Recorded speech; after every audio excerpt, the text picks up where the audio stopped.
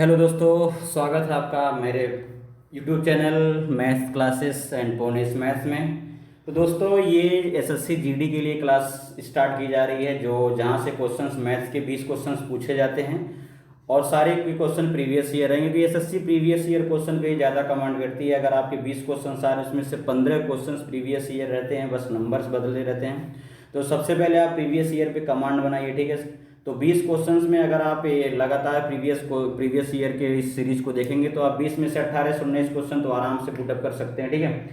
तो आज से हम लोग एसएससी जीडी के प्रीवियस ईयर मैथ्स के क्वेश्चन पे कमांड करेंगे और स्टार्ट करते हैं। तो पहला क्वेश्चन आपके स्क्रीन पर दिख रहा होगा कि दिया हुआ है m अनुपात n, ये अनुपात और समानुपात का क्वेश्चन सर कुछ है नहीं। क्वेश्चन में दिया है m अनुपात n की वैल्यू दिया है 9.6, ठीक है। अर्थात m की वैल्यू 9 है और n की वैल्यू 6 है और हमें फाइंड क्या करना है दोस्तों, फाइंड करना है m plus n अनुपाते m minus n, यही फाइंड करना है। तो m की वैल्यू 9 दिया है तो 9 प्लस n की वैल्यू 6 दिया है तो 6 अनुपाते, फिर m की वैल्यू 9 दिया है, n की वैल्यू 6 दिया है तो 9 और 6 जोड़ोगे 15 आ जाएगा और 9 में 6 जाएगा 3 आ जाएगा तो 15 अनुपाते 3। लेकिन अभी ये कट रहा है तो हम काटेंगे, 3 एकम 3 और 3 पचे 15, ठीक है। तो कट गया, कटता सबका है, ठीक है, बारी बारी से कटता है तो कटेगा तो सबका। तो ये हमारा क्या हो जाएगा, आंसर हो जाएगा 5 अनुपाते 1 हो जाएगा, ठीक है। तो कौन सा ऑप्शन सही है दोस्तों, तो आपका जो ऑप्शन सही है वो आपका फर्स्ट ऑप्शन करेक्ट है, ठीक है। तो नेक्स्ट क्वेश्चन देखते हैं। नेक्स्ट क्वेश्चन क्या कह रखा है, ठीक है। नेक्स्ट कह रहा है क्रिकेट टीम में 7 पुरुष, कितने पुरुष हैं, 7 पुरुष हैं। उनकी जो आयु दिया है 26, 25, 21, 29, 24, 28 और 22। तो उनकी औसत, औसत से क्वेश्चन सही एवरेज का है। तो हमको पता है कि औसत बराबर क्या होता है, सबको पता होगा, ठीक है। तो औसत बराबर होता है दोस्तों, औसत बराबर होता है संख्याओं का कुल योग, ठीक है। औसत बराबर होता है कुल योग बटे कुल संख्या, कुल योग बटे क्या होता है, कुल संख्या होता है। तो पहले इनका कुल योग कर लो, तो कितना है दोस्तों 26 है और प्लस कितना है 25 है, प्लस कितना है 21 है, प्लस कितना है 29 है, प्लस कितना है 24 है, प्लस कितना है 28 है, प्लस कितना है 22 है और बटे कुल संख्या, कुल संख्या कितनी है 7। तो जोड़ लो, तो 20 20 पहले जोड़ लो, 120 7 140 हो जाएगा, 8 2 10 150 हो गया और 6 और 4 10 160 हो गया, 9 1 70 हो गया और 5 175 हो गया।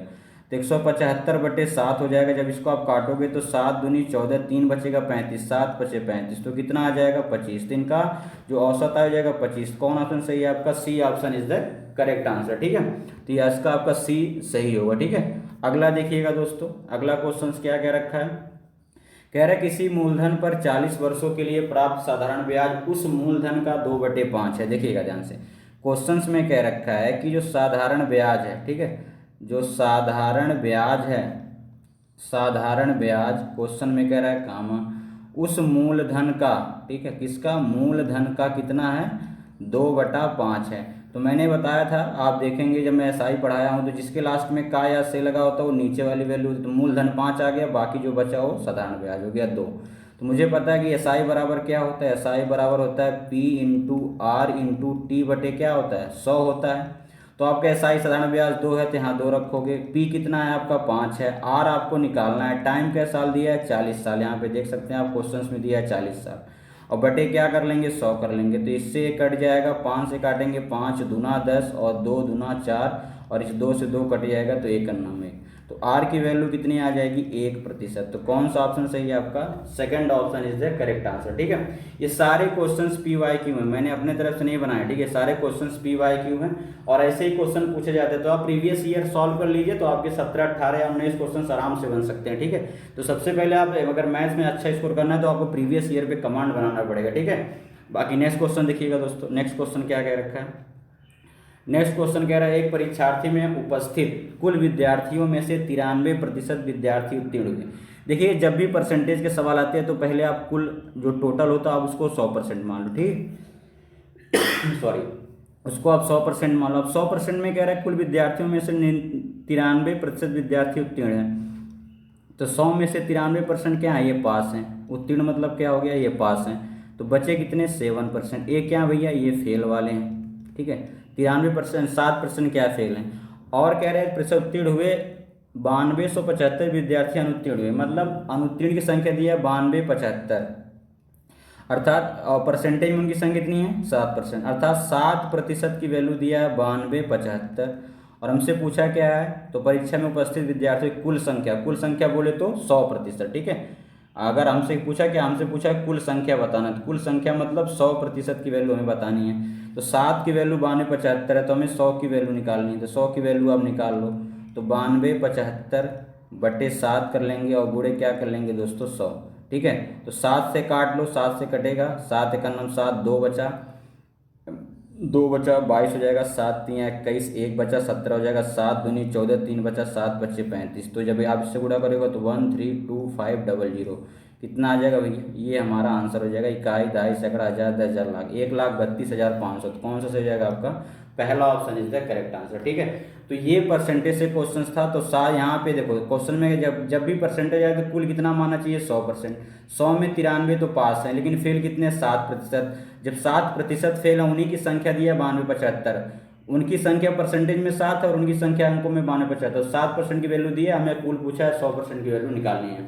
अगर पूछता कितने विद्यार्थी पास हुए, तो हम यहाँ क्या करते हैं 100 की नहीं निकाल के किसका निकालते, 93 का निकालते, तो पास की संख्या निकल जाती। ठीक है, नेक्स्ट क्वेश्चन देखिएगा दोस्तों। नेक्स्ट क्वेश्चन देखिएगा, ये बॉडमास क्वेश्चन है। ठीक है, ये बॉडमास वाला है। ठीक है, ये बॉडमास वाले ब्रैकेट में आप काम करता है, पहले ब्रैकेट आता है, ब्रैकेट को ऑफ करते हैं, फिर डिवीजन करते हैं, फिर मल्टीपल करते हैं, फिर ऐड करते हैं, फिर सब्ट्रैक्शन करते हैं। ठीक है, तो यहाँ पे आप देख सकते हैं क्या लिखा हो, 7 + 33 ब्रैकेट में है, फिर मल्टीप्लाई है 44/2, फिर गुणे है 5 × 5। ठीक है, तो हमने क्या कहा, पहले ब्रैकेट तो कहीं कुछ ऐसा दिख नहीं रहा है, फिर ऑफ करना, फिर डिवाइजन, पहले डिवीजन कर लो, तो डिवीजन कर लो तो 44 में 2 से भाग करोगे 22 आएगा।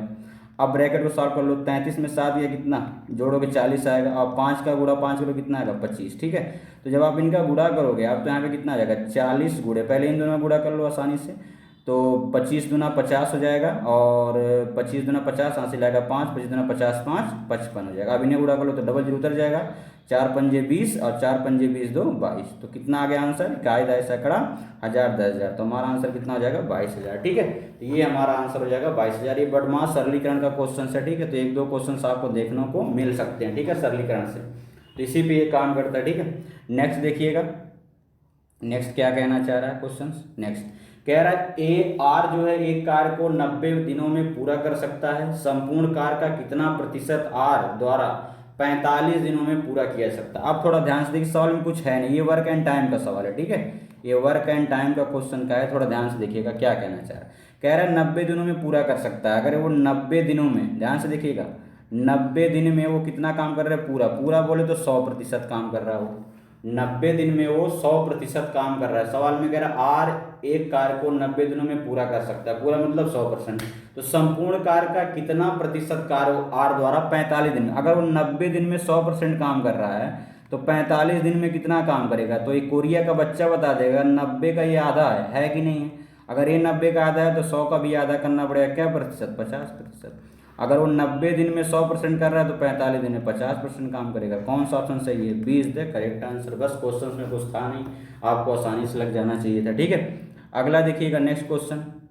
नेक्स्ट क्वेश्चन क्या कह रखा है, एक वस्तु का विक्रय मूल्य 5,175 है, विक्रय मूल्य दिया हुआ। ठीक है, क्वेश्चन में दिया हुआ है विक्रय मूल्य, विक्रय मूल्य कितना दिया 5,175। ठीक है, और 25% की छूट दी जाती है, तो वस्तु का अंकित मूल्य कितना होगा। अब थोड़ा ध्यान से देखिएगा, एक एसपी होता है और एक एमपी होता है। एमपी मतलब छूट, मार्क प्राइस होता है, छूट की गणना हम एमपी पे करते हैं। ठीक है, इस बात को थोड़ा ध्यान से, ये प्रॉफिट एंड लॉस। ठीक है, अभी हम लोग प्रीवियस ईयर क्वेश्चन लगा रहे हैं। ठीक है, जब हम लोग चैप्टर वाइज पढ़ेंगे तो मैं आपको बताऊंगा कि कैसे कैसे एसपी से आप एमपी पे जाते हो, एमपी से आप एसपी जाते हो, फिर सीपी जाते हो, सीपी से एसपी जाते हो, छूट आप एमपी पे देते हो, प्रॉफिट एंड लॉस की गणना आप सीपी पे करते हो। सारी चीज़ें आपको चैप्टर वाइज मिलेंगी।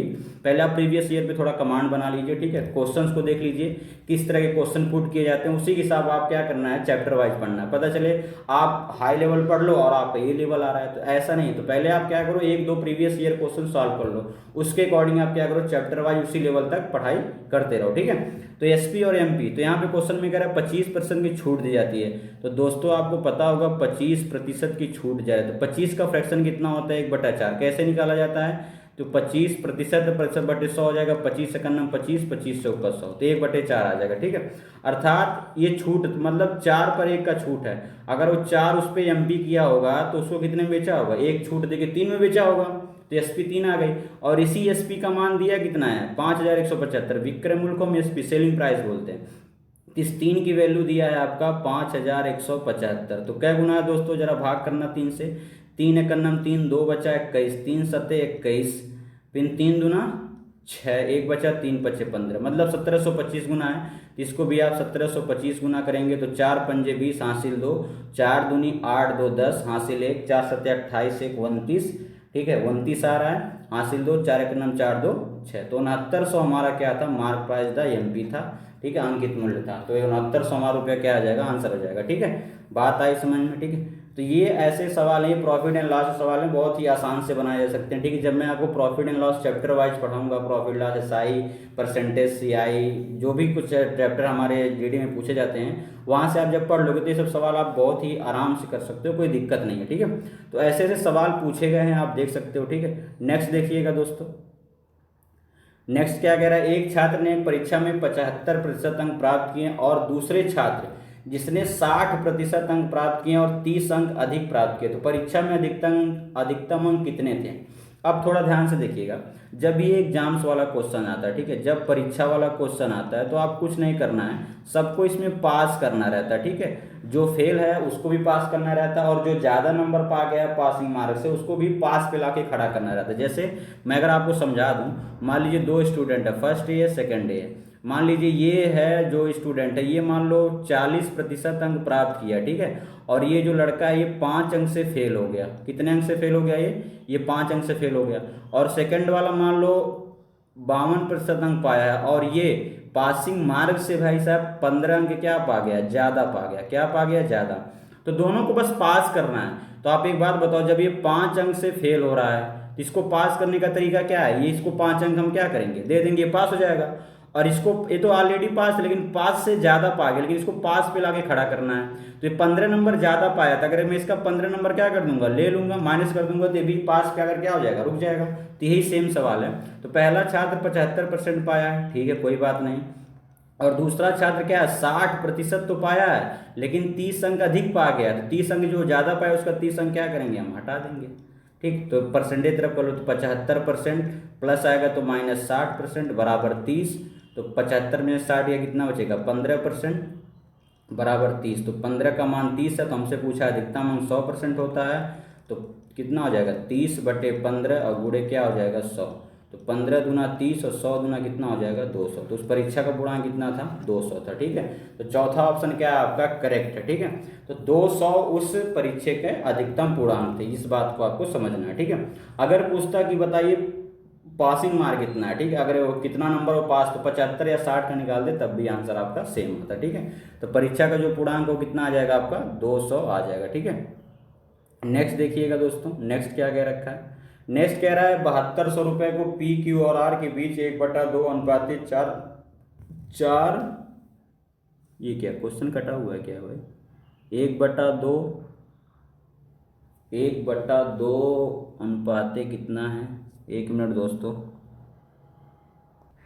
क्वेश्चन सही है दोस्तों। ठीक है, क्वेश्चन क्या दिया हुआ है, 7200 रुपये हमें डिवाइड करना है पी क्यू और आर में। ठीक है, और इनका जो रेशियो दिया है 1/2, इसका रेशियो ओनली 4 ही है। ठीक है, मुझे लगा कुछ बटे में दिया होगा, लेकिन इसका करोगे तो यहाँ कितना हो जाएगा, 1/2 का 2 में गुणा करेंगे 1 आएगा, 4 का 2 में गुणा करेंगे तो 8 आएगा, इसमें 2 से गुणा करेंगे 2 2 कट जाएगा तो 3 आएगा। ठीक है, इनका जो रेशियो आएगा पी क्यू आर का 1 8 था और 3 आ गया, तो कुल कितना आ रहा है, 8 3 11 1 12 आ रहा है, कुल 12 आ रहा है रेशियो में, लेकिन एक्चुअली में दिया कितना है 7200। तो क्या गुना जरा बताना दोस्तों, 12 6 72, 600 गुना है। जब ये 600 गुना है 12 6 72, तो हमसे पूछा क्या आर का, तो पी क्यू आर का पूछा है, इसको भी 600 गुना करेंगे, 600 3 कितना हो जाएगा 1800 रुपये, ही हमारा क्या हो जाएगा, आंसर हो जाएगा। बात समझ में आए दोस्तों, तो ये पूरा क्वेश्चन थे, तो हमने कुछ ही क्वेश्चन लिए हैं। ठीक है, ज़्यादा क्वेश्चन लिए हैं, हमने 9 क्वेश्चन ही पुटअप किए हैं अभी पहले, क्योंकि 20 क्वेश्चन आते हैं। ठीक है, तो धीरे धीरे हम किस क्वेश्चनों की संख्या बढ़ाएंगे। ठीक है, तो ऐसा समय आएगा कि हम लोग 20 क्वेश्चन एक ही बारी में सॉल्व करेंगे। ठीक है, तो तो अभी ये प्रीवियस ईयर क्वेश्चन है, धीरे धीरे हम चैप्टर वाइज पे भी कमांड करेंगे कि चैप्टर वाइज क्वेश्चन कैसे सॉल्व किए जाते हैं। तो जीडी के लिए मैथ का सेशन चल रहा है और ये पूरा एग्जाम तक चलेगा। तो आप मैथ्स के लिए बेफिक्र रहिए, ठीक है, और पढ़िए, ठीक है, ये इस बात का थोड़ा ध्यान दीजिएगा, आपको पढ़ना है, ठीक है, तो ध्यान से पढ़िए, बाकी लगे रहिए। All the best, thank you.